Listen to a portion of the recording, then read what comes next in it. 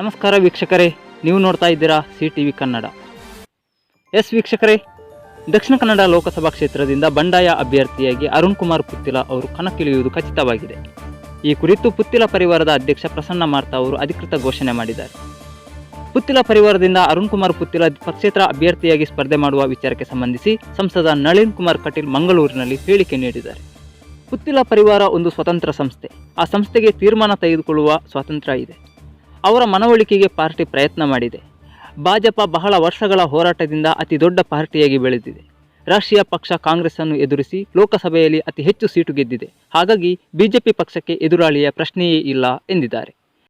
ಮುಂದಿನ ಲೋಕಸಭಾ ಚುನಾವಣೆಯಲ್ಲಿ ನಮ್ಮ ನಾಯಕರಾದ ಅರುಣ್ ಕುಮಾರ್ ಪುತ್ತಿಲ ಅವರು ಸ್ಪರ್ಧೆ ಮಾಡ್ತಾರೆ. ಅದೊಂದು ಸ್ವತಂತ್ರವಾಗಿರ್ತಕ್ಕಂಥ ಸಂಘಟನೆ. ಅವರು ತನ್ನ ಅಭಿಪ್ರಾಯ ಮತ್ತು ತೀರ್ಮಾನಗಳನ್ನು ತಗೊಳ್ಳೋಕೆ ಸ್ವತಂತ್ರ. ಅಲ್ಲ, ನೀವು ಮನವೊಲಿಸಲಿಕ್ಕೆ ತುಂಬ ಪ್ರಯತ್ನ ಪಟ್ಟರಲ್ಲ. ಸಹಜ, ಪಾರ್ಟಿ ಎಲ್ಲ ರೀತಿಯ ಪ್ರಯತ್ನಗಳನ್ನು ಮಾಡ್ತಾರೆ. ಈಗ ಇದು ಪ್ರಜಾಪ್ರಭುತ್ವ.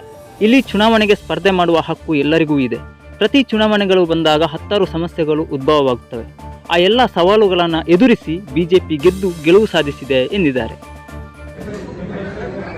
ಇದೊಂದು ಪ್ರಜಾಪ್ರಭುತ್ವದ ವ್ಯವಸ್ಥೆ. ಪ್ರಜಾಪ್ರಭುತ್ವದ ವ್ಯವಸ್ಥೆಯಲ್ಲಿ ಚುನಾವಣೆಗೆ ನಿಲ್ಲುವ ಹಕ್ಕು ಇದೆ. ನೋಡಿ, ಹತ್ತಾರು ಸಂದರ್ಭಗಳಲ್ಲಿ ಈ ರೀತಿಯ ಸಮಸ್ಯೆಗಳು ಉದ್ಭವ. ಚುನಾವಣೆಯಿಂದ ಚುನಾವಣೆಗೆ ಒಂದೊಂದು ರೀತಿಯ ಚುನಾವಣೆಯಲ್ಲಿ ಒಂದೊಂದು ರೀತಿಯ ಸವಾಲುಗಳು. ಆ ಎಲ್ಲ ಸವಾಲುಗಳ ಮಧ್ಯೆಯೂ ಭಾರತೀಯ ಜನತಾ ಪಾರ್ಟಿ ಗೆಲುವನ್ನೇ ಸಾಧಿಸ್ತಾ ಬಂದಿದೆ. ರಾಮ ಮಂದಿರ ನಿರ್ಮಾಣವಾದ ಬಳಿಕ ಬಿಜೆಪಿ ಪರವಾದ ವಾತಾವರಣ ಅದ್ಭುತವಾಗಿದೆ. ಹಿಂದುತ್ವ, ರಾಷ್ಟ್ರವಾದ, ಅಭಿವೃದ್ಧಿ ವಿಚಾರವಾಗಿ ಜನ ಒಗ್ಗಟ್ಟಾಗುತ್ತಾರೆ. ವಿಧಾನಸಭಾ ಚುನಾವಣೆಗೂ ಲೋಕಸಭಾ ಚುನಾವಣೆಗೂ ಬಹಳ ವ್ಯತ್ಯಾಸ ಇದೆ. ಆಗಿನ ಸಮಸ್ಯೆ ಬೇರೆ, ಈಗಿನ ವಿಚಾರವೇ ಬೇರೆ ಎಂದಿದ್ದಾರೆ. ನೋಡಿ, ಹತ್ತಾರು ಸಂದರ್ಭಗಳಲ್ಲಿ ಈ ರೀತಿಯ ಸಮಸ್ಯೆಗಳು ಉದ್ಭವ. ಚುನಾವಣೆಯಿಂದ ಚುನಾವಣೆಗೆ ಒಂದೊಂದು ರೀತಿಯ ಚುನಾವಣೆಯಲ್ಲಿ ಒಂದೊಂದು ರೀತಿಯ ಸವಾಲುಗಳು. ಆ ಎಲ್ಲ ಸವಾಲುಗಳ ಮಧ್ಯೆಯೂ ಭಾರತೀಯ ಜನತಾ ಪಾರ್ಟಿ ಗೆಲುವನ್ನೇ ಸಾಧಿಸ್ತಾ ಬಂದಿದೆ. ಈ ಬಾರಿ ಅಂತೂ ಇಡೀ ದೇಶದಲ್ಲಿ ನರೇಂದ್ರ ಮೋದಿ ಅವರ ವಾತಾವರಣ, ರಾಮ ಮಂದಿರದ ನಂತರ ಭಾರತೀಯ ಜನತಾ ಪಾರ್ಟಿ ಪರವಾದ ವಾತಾವರಣ ಇದೆ.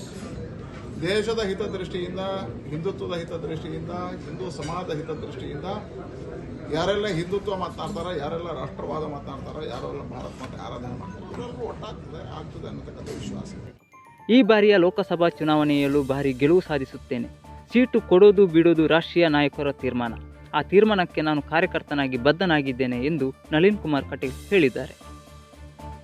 ಭಾರತೀಯ ಜನತಾ ಪಾರ್ಟಿ ಒಂದು ವಿಶಿಷ್ಟವಾಗಿರ್ತಕ್ಕಂಥ ಪಾರ್ಟಿ. ನಮ್ಮ ಪಾರ್ಟಿಯ ರಾಷ್ಟ್ರೀಯ ನಾಯಕರು ಎಲ್ಲ ಯೋಚನೆಗಳನ್ನು ಮಾಡಿ ತೀರ್ಮಾನ ಮಾಡ್ತಾರೆ.